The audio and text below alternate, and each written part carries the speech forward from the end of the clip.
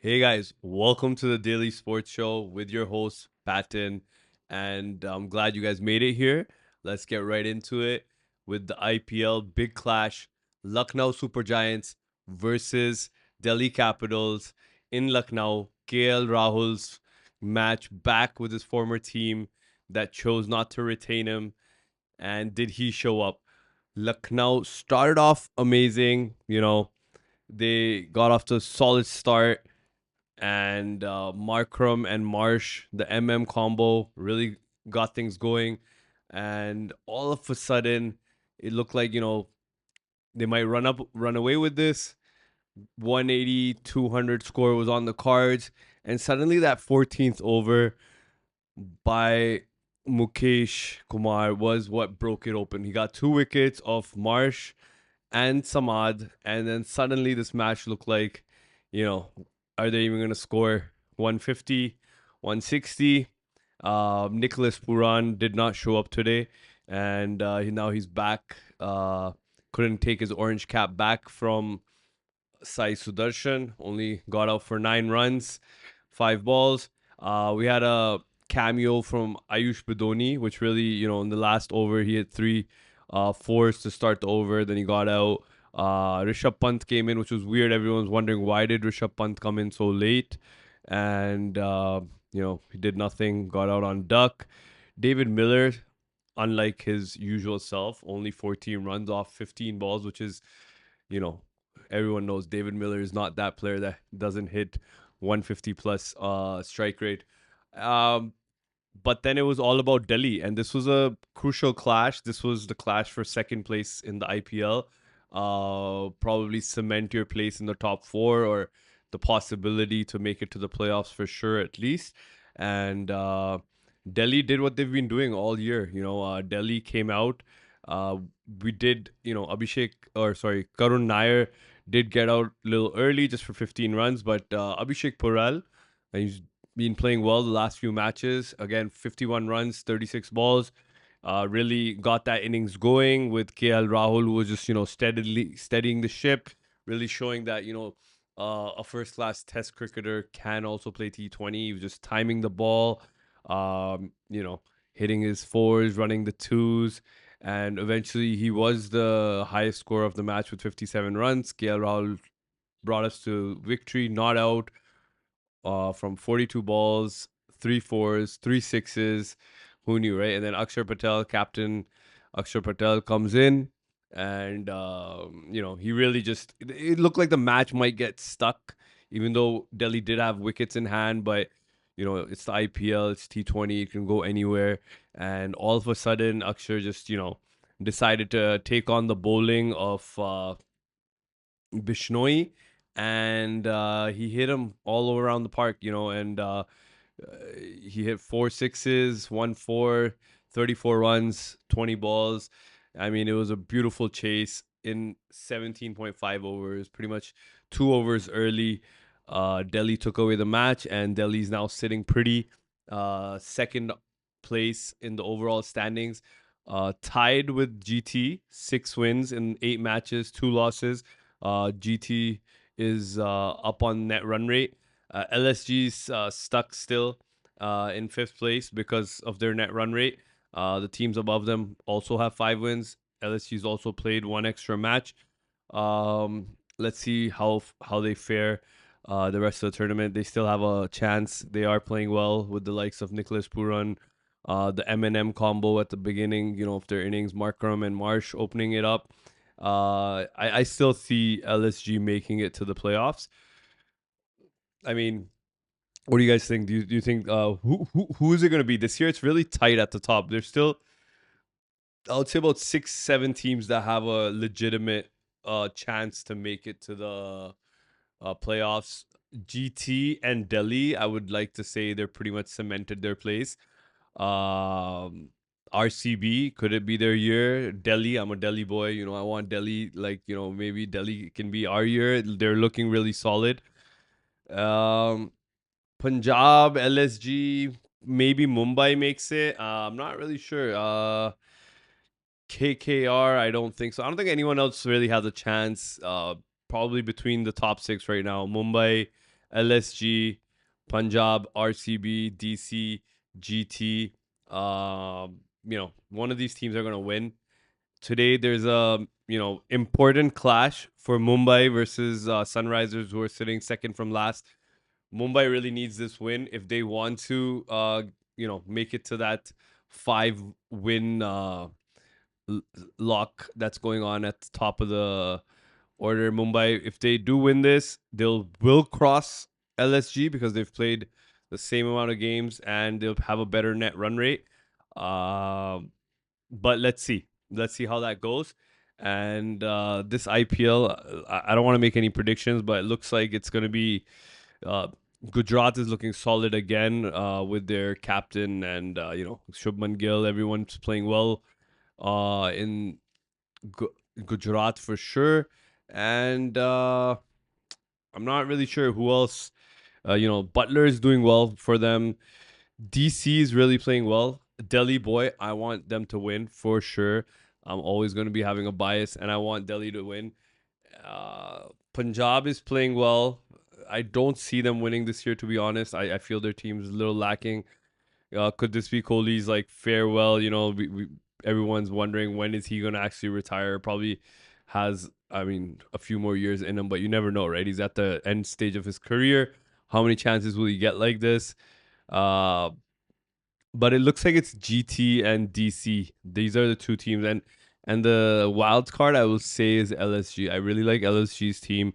I like their international batsmen, Marsh, Markram, and Miller, the triple M, and then with Nicholas Puran, he's a destroyer.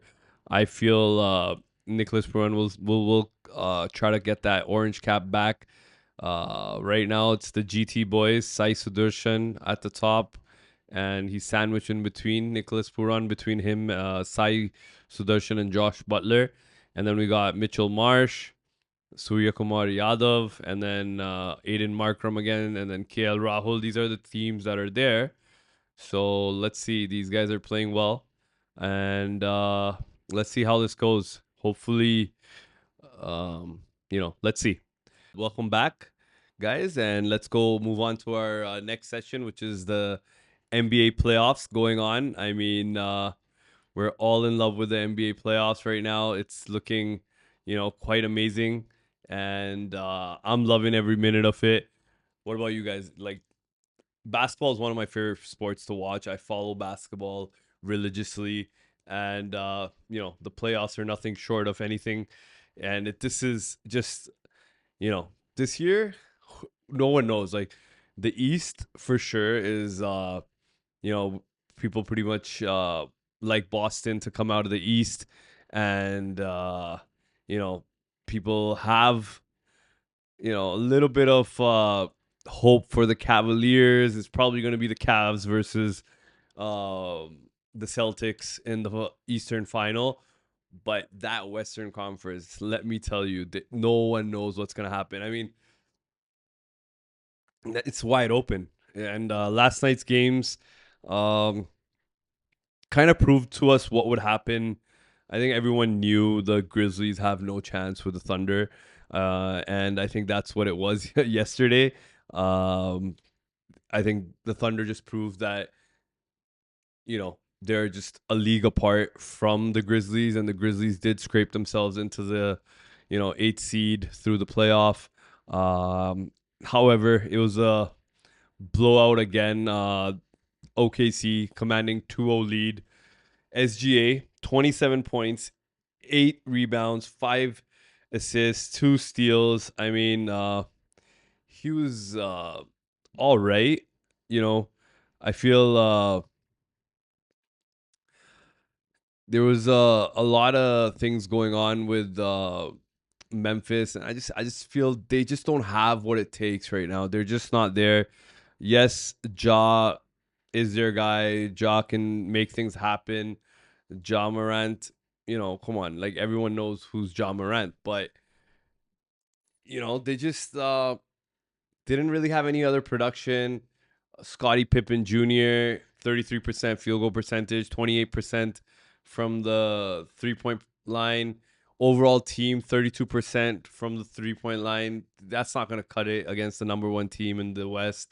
And Desmond Bain, I mean, 12 points. That's not going to do it. Jared Jackson Jr., 6 points. You know, what is that really doing?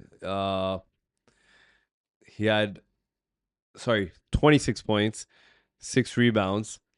He played decent, but just nothing really happening. And then OKC, on a night where SGA goes only 34%, 30% from the 3 point line, doesn't really play that well, scores 27. Yeah, the stat line's there, but you got Jalen Williams with 24. You got Chet with 20, 11, 5 blocks. Like, everyone's doing their job. Hartenstein is there. Everyone's just, they're too dominant. And I think this series is over.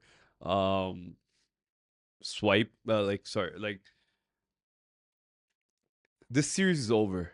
Like, this is going to be probably a sweep. Uh, I'll give Ja Morant one game because I think he can pull it out. And SGA and the Thunder are young. They might, just kind of relax off maybe after game three or maybe game four, once they're up 3-0 or where they're, maybe the next game back in Memphis, they might let one slide and then finish it off in five. But I think the series is over. Let's move on to I think which was the game of the night, which was the Lakers versus the T Wolves. Now this is lining up. This is lining up, guys. I feel this is gonna be a 7 game series. I would not bet otherwise. Luka showed up yesterday. Luka becomes the third Laker to score 30 plus points in their first two playoff games. For the Lakers, his stat line was 31 points, 12 rebounds, 9 assists, one away from a triple dub. LeBron again, he was close to a triple dub as well. He had 21 points, 7 assists, 11 rebounds. Series is tied 1-1, guys. What do you guys think? These young Wolves, do they have a chance? They made it to the finals of the West last year. Um, to be honest, I think the T Wolves are the slight favorite. Even though Lakers are the 3 seed and the Wolves are the 6 seed, I still feel the Wolves stole game one. Home court advantages with the Wolves now. They did their job. They came in to LA, took one of them. Now they go back to Minnesota. I think I just love Ant. Like Ant is that guy, you know. Ant has everything that's a superstar. He doesn't fear the Lakers. He does not care about LeBron. He does not care about Luca. If anything, he's loving it that he's going up against Luca. Like he wants to be like, I'm that guy. You know, Ant is for sure. He wants to show up. He wants to beat Luca when Luca's now in LA, the big market, and be like, hey, I'm that guy. I'm the next face of the league. Yeah, Luca might be nice, but I'm him. And Ant had 25 points, 6 rebounds. I didn't really have any assists, blocks, steals. Didn't really make an impact on that side. He did play 40 minutes. His field goal percentage was 45. I think Ant, who's made the most 3 points this year in the NBA in the regular season, he did shoot them. He did shoot 8, but he only scored 2. So he was 25% from the 3 point line, which is not good enough. And that's why they lost the game, right? It was a close game, 94-85. It was low scoring. One or two of those threes fall in for Ant. It could be a different story. Julius Randle, he played really nice, 52%, almost 53% from the field goal percentage 50% from the 3 point line. He got 27 points. He was a high scorer for the team. 4 rebounds, 6 assists, 1 steal, 1 block. He was there. Randall was playing his part. I just feel, just slipped away from them a bit. Uh, Nas Reed didn't particularly play too well. He was only 3 of 8, 37% from field goal. Uh, you know, I feel they also missed a lot of free throws. They were 20 for 25, 80%, whereas the Lakers were perfect, even though they shot 20 of them, but the Lakers were perfect from the free throw line, 20 of 20. Uh, this series is wide open, guys. Trust me. Uh, this is going 7 games. Like I can count on it. It's going 7 games. Uh, or the Wolves could pull it out in 6. To be very honest, I still like the T Wolves. They're the underdog. They're the 6th seed, but I feel it's T Wolves series to lose. They match up well. The athleticism of Ant, the 3-point prowess of the whole team. Julius Randle really matches up well with LeBron. They're big inside as well. Plus they got the athletic wing players. Luka is definitely going to be that guy. I think he single-handedly won the Lakers this game. I think Luka probably has another game in him, and probably LeBron has another game in him, to be honest. But then that gives you 3 games. Can someone else step up? Can Austin Reeves be that guy that steps up one game? Because I still feel the Timberwolves are the team to beat. And then let's take it back. Let's head over to the Eastern Conference now, where we had the Pacers versus the Bucks. It was a dominant performance from the Pacers. The final box score looks much closer than it was, 115, 123. It was pretty much a double-digit lead throughout the game. Pacers never really looked like they're going to lose. There was a last bit of flurry, in the ending, like 2-3 minutes from the Bucks. A few three-pointers made by Bobby Portis that really got him into it. So, I mean, Bobby had a amazing game, off the bench, 31 minutes, 28 points, 12 rebounds, 1 assist, 58% almost from the field goal percentage, and he had a 54% from the 3-point line. I mean, 6 of 11. Bobby did everything he could. Giannis played amazing. He was, 34 points, 18 rebounds, 7 assists, 3 assists shy of a triple double. He was 70% field goal percentage. It was Dame, man. I think Dame time didn't really show up until, yeah, he hit that 1-3 late in the game, trying to, kind of cut it close a little, brought it back to like single digits, but nothing really going on. I feel that's just not going to get it done. Dame needs to step up. He can't shoot 30% from the field goal percentage. He can't shoot 2 or 8, 25% from threes. It's not gonna cut it. Kyle Kuzma was all right, 0 for 3 though from the 3-point line. Um, they just the Bucks don't look the part, I just don't feel they're gonna do anything. It is the 4-5 matchup. Traditionally it's the closest matchup, but I don't see it being that close. The way the Pacers are winning, the Bucks get to go back home, down 0-2, maybe pull out game. I think they'll get one out of the two. I think Pacers will easily win one of them and close it out in 5 or 6. I just don't see the Bucks winning. They didn't look like they're gonna win. I mean, they have Giannis. You could prove me wrong. I just don't feel the Bucks have it. I think this series is over as well. Um, I'm not really sure, but I'm excited. I'm excited for the coming games. I'm excited for the Rockets Warriors game. I think that's like one of the closest series that's really gonna be entertaining.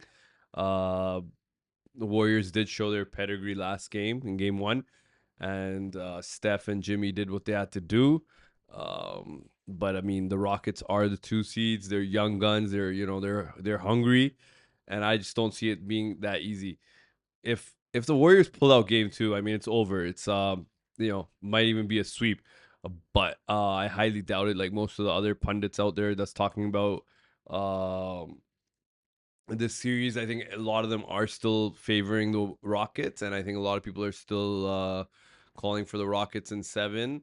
Um, I'm a Warriors fan, Dub Nation, and I feel the Dubs should pull this out in six. But I do feel it will go six. And but yeah, so that's the recap for last night's games. Again, Lakers tied up with the T Wolves, 1-1. Pacers dominate the Bucks. It was a double digit lead throughout the game until the very end. Didn't really matter. They're up 2-0. I think that series is over. And OKC takes the commanding lead. I think that series is over as well. I don't see the Memphis Grizzlies coming back in this one. If not a clean sweep, it's going to be over in five, guys. So thank you for joining me. If you like daily sports updates, do subscribe, and I'll try to put out better and more, produce content. But they will be daily sports reviews and content from me, especially about the IPL right now going on. I do love my cricket. I'm gonna wrap this recording up, try to upload this real quick, and I'm gonna head out for my own cricket match. But thank you everyone for watching, and hopefully I can give you my little unique perspective and you liked it. Peace. Take care, guys. Thank you.